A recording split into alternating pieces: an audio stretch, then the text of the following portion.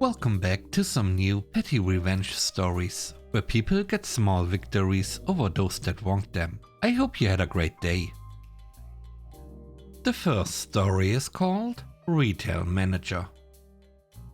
I feel like anyone who has ever worked retail can relate to this. You go to the job and they tell you all the rules and things you can and can't do, until a customer gets upset. Then the manager comes over like, "Oh, how could you not allow the sweet lady to not do this?" and uses their manager override to allow the customer to do whatever they want, making them look like the hero, and you look like the angry employee that didn't let them do what they wanted. Back when I worked in retail, I had this happen countless times. This meal doesn't come with cornbread. That will be an extra $1.50. Manager comes over and gives them cornbread. The discount you are talking about was for a sale that ended 2 days ago. Sorry. They get upset at you and the manager comes over and gives them the discount anyway. I got super fed up with this and kept track of everything a manager let happen. If a manager one time lets a customer buy this for this amount of money, then every single time a customer asks about it, I would call the manager over and get him to override it. I guess managers expect you to try to enforce the rule,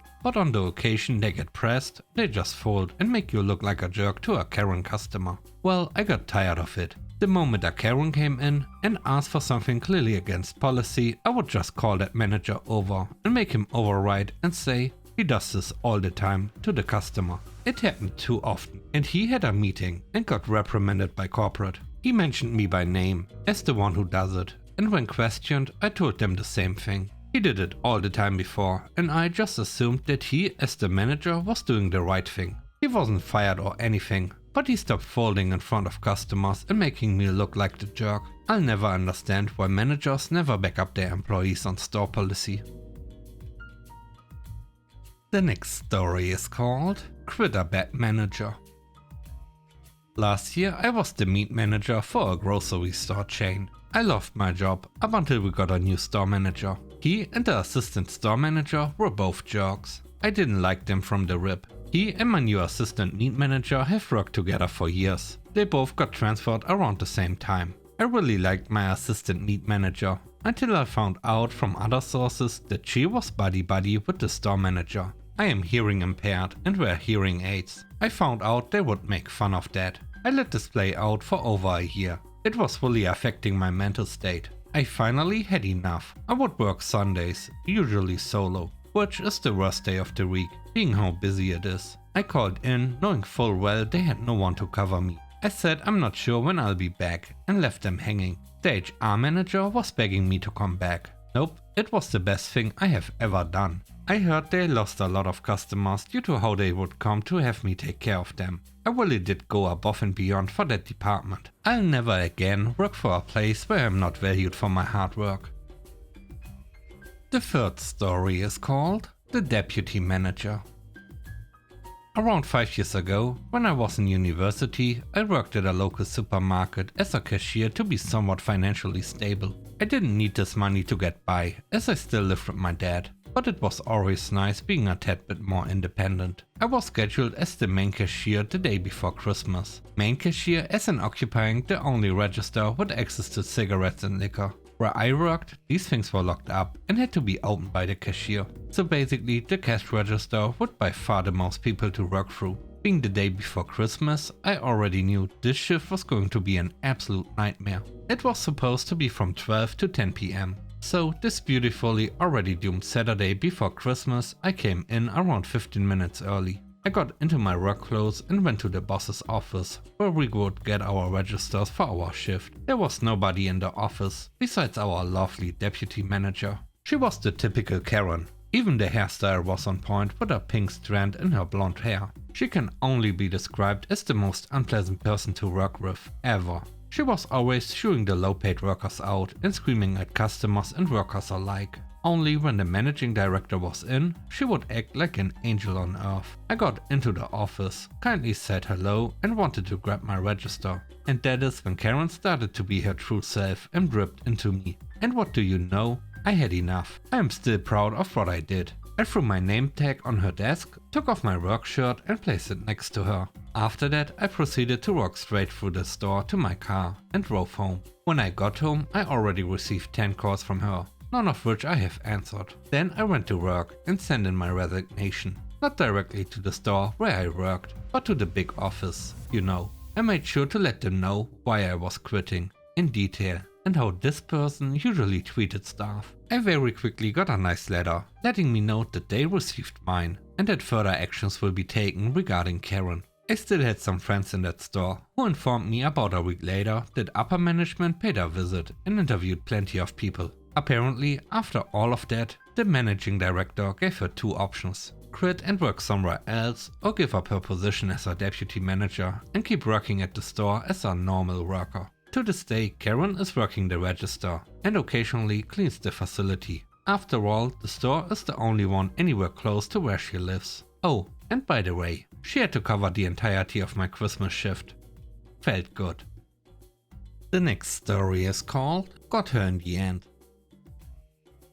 I held a position as a manager in a retail store of a telco company a while ago. I had previously been a store consultant that got promoted, so I had experienced both of what it was like to be backed by a manager and walked over by others. I knew I wanted to be a manager that backed the staff, so that is what I did. However, my boss was one who would happily throw the staff under the bus and cave to most customer demands if they got even a little upset. Due to our differences in opinion, I didn't last very long in that position. A redundancy was announced for all management, and my boss kept her job, but used the chance to get rid of me. I ended up back as general staff. I was pretty upset about it and nearly threw my career away with the company with poor performance as I stopped caring about it. I held on as I was a system expert and was frequently consulted on how to fix issues that arose, which happened on a daily basis. Life moved on and bounced to a few different stores within the company and started a new relationship that made me want to start caring about being able to provide again.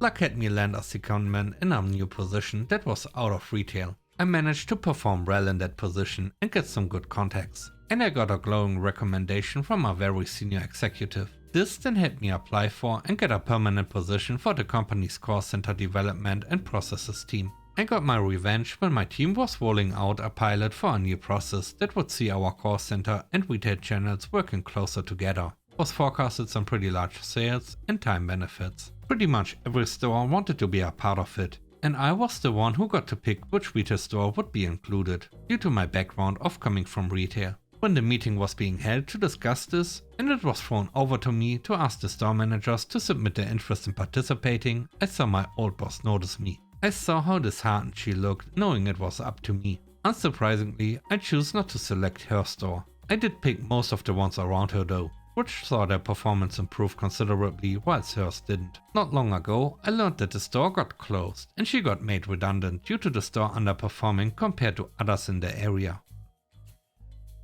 The last story is called That Guy.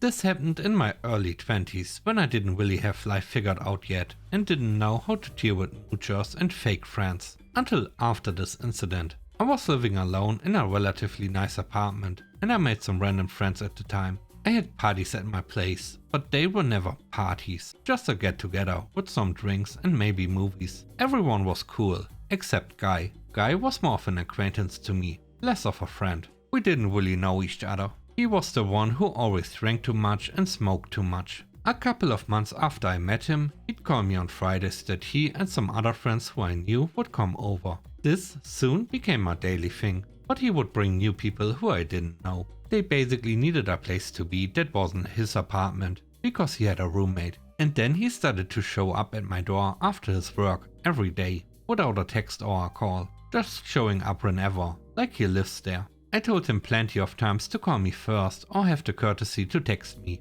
He never seemed to grasp that concept. I got sick of him taking advantage like that, and I stopped hanging out and started ignoring him. Then, one day, he keeps calling me, over and over, like 7 times. I still ignore it, but then I hear banging on my door after a few minutes. I open it and he's standing there with another dude I don't know. He has a bag in his hand filled with various stuff. He tells me, not us, to hold onto this bag because his parents are visiting his apartment and he can't have that stuff there. I was just shocked and didn't know what to say for a second, blinded by rage and frozen. I only said okay, because I just wanted to get rid of them at that moment, and they left. Ignoring him still led him to break my boundaries like that. An hour later, I decided that no, it was not okay. He is taking advantage of me and my patience, and I didn't want this to be a reoccurring thing. So I called him a bunch of times, but he didn't answer. I wanted to give it back to him and make up an excuse that I'm going out of town on an emergency and won't be back for a week. He never answers his phone or text. So I took that back to his apartment complex and gave it to the security guy with a note on it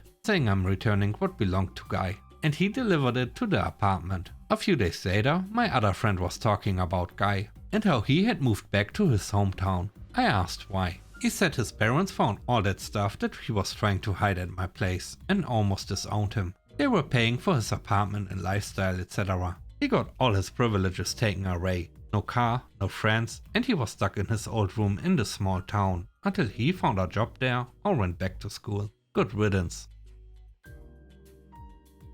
Thanks for watching the video. I hope you enjoyed it. If you did, please don't forget to leave a like, comment and subscribe. And if you have time, watch another one of my videos. And now, I hope you have a great day. See you soon. Bye bye.